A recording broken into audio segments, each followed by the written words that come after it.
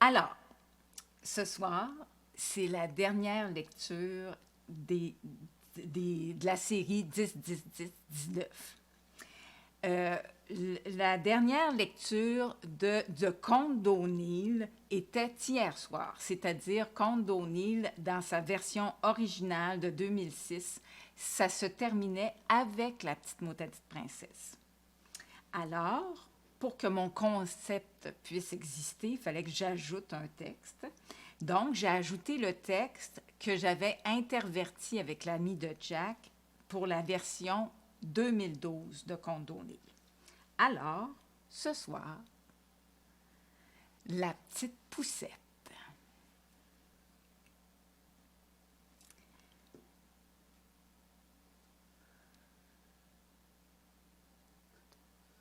Cette nuit-là, faisait frette anti-Jésus de plâtre quand Caprice Bûcheron s'était réveillé dans sa poussette. Papa puis maman Bûcheron brassaient dans la cabane en simili-faux-bois. La famille Bûcheron habitait le fin fond de la banlieue montréalaise, une petite ville qui s'appelle Chibougamau. Caprice comprenait pas trop ce qui se passait. On aurait dit que les parents pactaient tout ce qu'il y avait dans la seule pièce de la maison, comme s'ils déménageaient. Mais la petite dernière avait vite compris que c'était rien que les affaires des enfants qui ramassaient. Caprice était venue au monde tellement petite que si ça n'avait pas été de ma mère Bûcheron, elle serait passée dans le beurre. Ma mère Bûcheron avait pris soin de sa petite fille. Elle y avait trouvé une poussette de poupée, puis c'était là-dedans qu'elle traînait partout. Ma mère Bûcheron parlait plus, mais elle avait tout montré ce qu'elle savait à sa petite fille. Caprice avait appris à apprendre, puis bien vite à part ça. Papa puis maman Bûcheron toléraient bien juste le caprice de ma mère Bûcheron parce que ma mère Bûcheron recevait sa pension de veuve. C'était pas gros, mais ça faisait vivre la famille.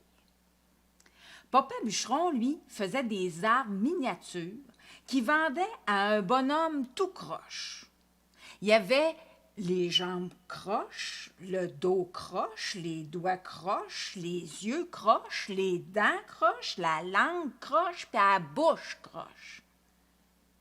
Rien qu'à voir, on voyait bien qu'il était croche. Depuis qu'il n'y avait plus un arbre sur la planète, Papa Bûcheron avait plus de job.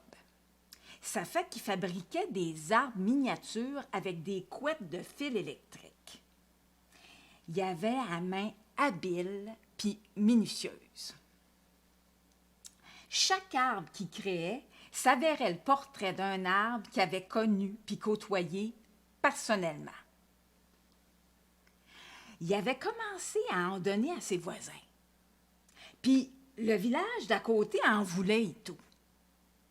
C'est comme ça que le bonhomme croche était venu cogner à sa porte.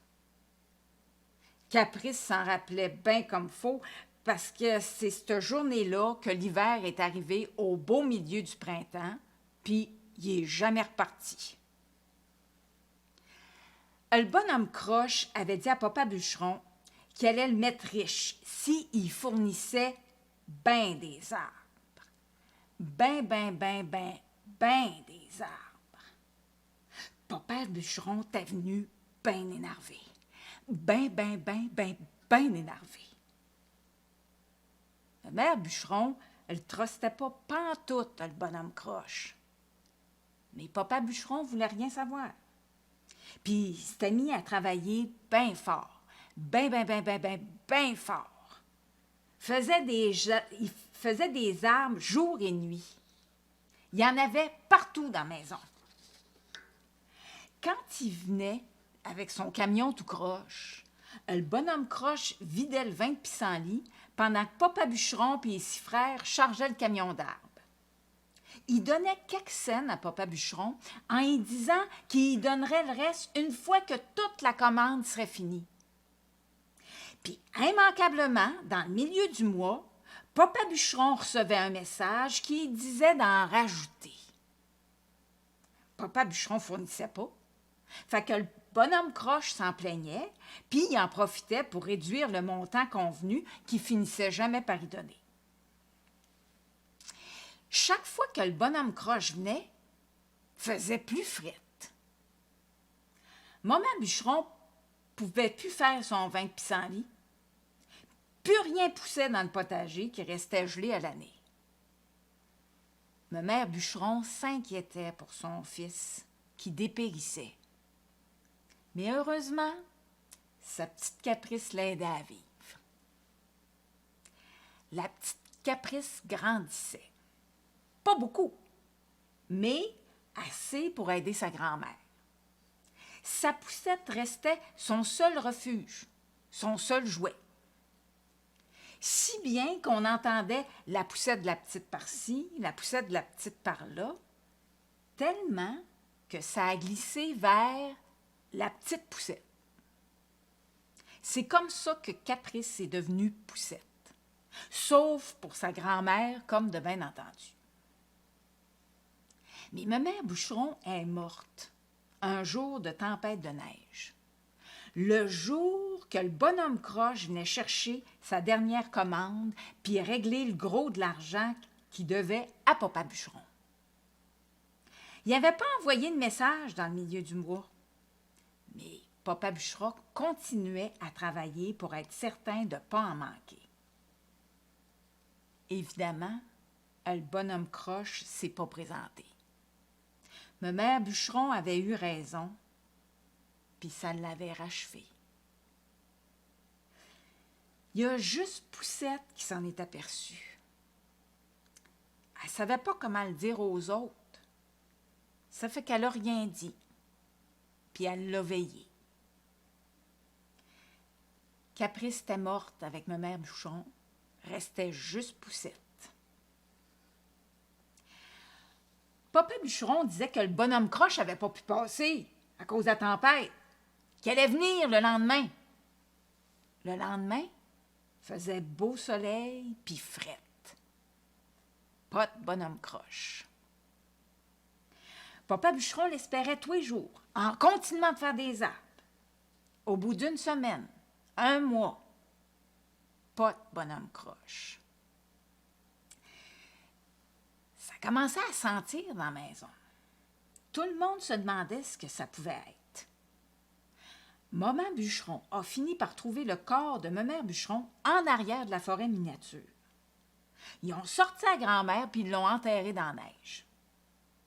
C'est cette journée-là que Papa Bûcheron a arrêté de faire des arbres, qu'Hydro a coupé l'électricité, puis que le chèque de pension n'est plus jamais rentré.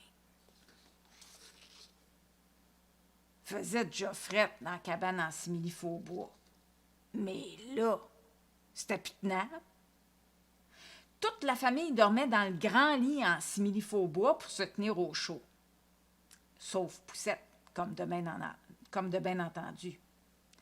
Fait que pour pas mourir gelée, elle s'est dit « M'en va marcher, puis tant qu'à marcher, m'en va vendre des arbres. » Poussette a chargé sa poussette, puis elle est partie dans le grand fret.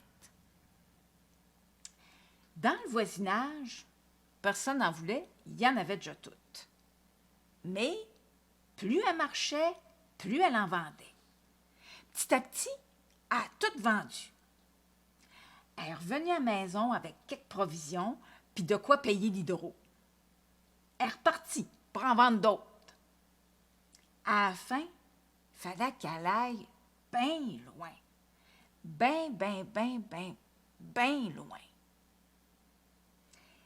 Il en restait juste 3. Puis la dernière maison où elle a frappé, il n'était pas intéressé. Elle ne savait plus quoi faire. Elle a pensé à sa grand-mère. C'est à ce moment-là que la porte a rouvert. Le fils de la maison revenait de Montréal, puis il voulait voir ses arbres. Poussette a repris courage, puis elle y en a montré un. Le fils l'a pris délicatement. Il a regardé en dessous, puis il a souri. Poussette savait que son père signait P.E. Bûcheron en dessous de chaque arbre. Le fils a fait un clin d'œil à ses parents, puis il est revenu à Poussette. « Combien tu demandes pour le lot? »« Combien tu me donnes? » Quand Poussette a entendu la proposition, elle a compris qu'elle pouvait négocier. Quand l'affaire a été conclue, elle a pris l'argent puis elle a donné les 3 derniers arbres. La porte s'est refermée. Au lieu de repartir à la maison, elle a approché sa poussette de la fenêtre du salon puis elle a grimpé dessus. Elle a tout bien entendu le fils expliquer à ses parents la passe qu'il venait de faire. Quand elle est revenue à la maison, Poussette a bien essayé d'expliquer comment le bonhomme croche les avait fourrés, mais personne ne voulait l'entendre. Maman Bûcheron voulait juste qu'elle lui donne tout l'argent qu'elle avait gagné. Il n'y avait plus d'arbres, Papa Bûcheron avait bu les dernières scènes, puis l'hydro avait encore coupé. Fait que Poussette a donné les provisions qu'elle avait achetées, puis elle a décidé de garder l'argent par-devers elle pour monter à Montréal à retrouver le bonhomme croche. À bout, Poussette s'est assise dans sa poussette puis elle s'est endormie aussi sec. Cette nuit-là faisait frette anti-Jésus de plâtre quand Poussette Bûcheron s'était réveillée en entendant les parents pacter tout ce qui appartenait aux enfants. Maman Bûcheron chuchotait. « T'es certain qu'il n'y a pas d'autre solution? » Papa Bûcheron a répondu. « On va tout crever ici. T'as aussi bien d'essayer de les vendre. Paraît qu'en ville, les femmes ont bien de la misère à avoir des bébés. » « Chut! Tu vas réveiller les petits. » Maman Bûcheron a jeté un œil du côté des garçons. Poussette a fait semblant de dormir, même si elle savait que sa mère ne la regarderait même pas. Une fois les parents endormis, Poussette a fouillé dans les affaires de Maman Bûcheron. Elle a trouvé ce qu'elle cherchait, son calepin de mode puis son pousse-mine. Elle les a mis dans sa poussette puis elle s'est endormie dessus. Aux petites heures du matin, c'était le branle-bas de combat dans la cabane des bûcherons. Maman Bûcheron réveillait les petits bûcherons pendant que Papa Bûcheron mettait tous les cossins en simili-faux-bois dans la charrette à bras en simili-faux-bois. Le plus vieux demandait « Où est-ce qu'on s'en va? » Maman Bûcheron répondait « On déménage en ville. » Après ben des semaines, ben des semaines, sont arrivés aux abords de la banlieue haute. Pendant tout ce temps-là, Poussette s'était débrouillée pour les nourrir. Personne ne posait de questions, puis tout le monde continuait à traiter comme si elle n'existait pas. Rendu au cœur de la banlieue haute, Papa Bûcheron a dit à Maman Bûcheron de l'attendre là avec les enfants, puis de ne pas bouger. Il est parti avec la charrette à bras tout seul. Quand elle l'a vu tourner le coin, Poussette est partie de son bord trouver à manger. En cherchant l'entrée d'en arrière d'une épicerie ou d'un restaurant, Poussette était tombée sur un camion. La porte était entrouverte. Elle pensait trouver de quoi manger. Mais elle est tombée sur des arbres que son père avait faites. La boîte du camion était pleine. Elle a tout juste eu le temps d'en prendre un quand elle a entendu une voix qui approchait. Elle s'est cachée en arrière d'une poubelle, puis elle a vu un petit cul qui boitait. Il y avait les jambes croches, le dos croche, les doigts croches, les yeux croches, les dents croches, la langue croche, puis la parole croche. Rien qu'à voir, on voyait bien que c'était le fils du bonhomme croche. Il a pris 5 arbres, puis il a fermé la porte. Il parlait à quelqu'un qu'elle ne voyait pas. Elle a entendu « C'est les 5 derniers! » L'autre a répondu « Ça m'en prend bien plus, c'est mon plus gros vendeur. » Poussette a pris soin de noter l'adresse écrite en gros sur le camion avant qu'il parte.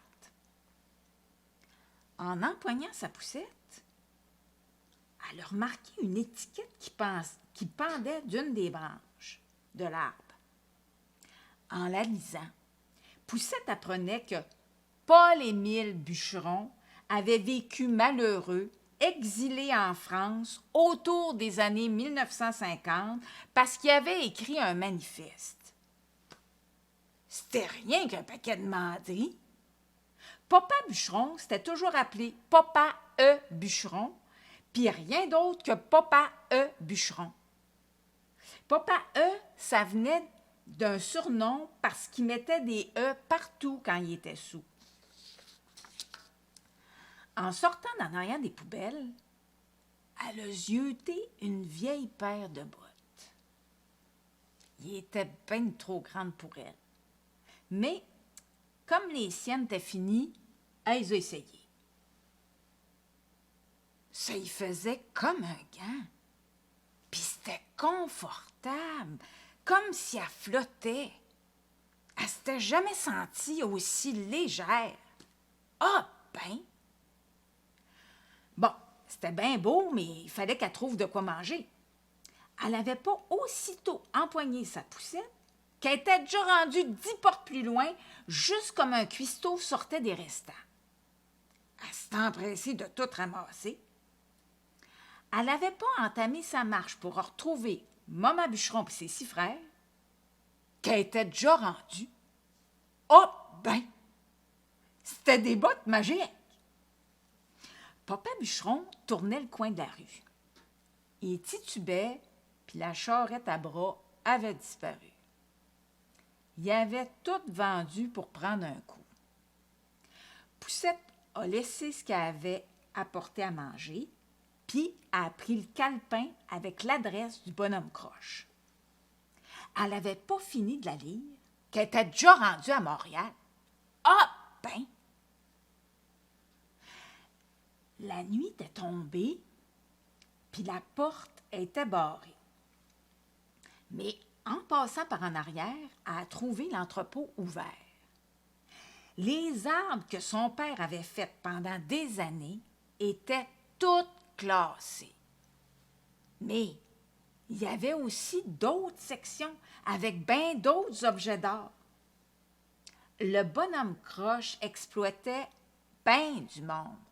Ben du monde. Une idée germait dans la tête de Poussette quand elle a entendu la voix du bonhomme croche.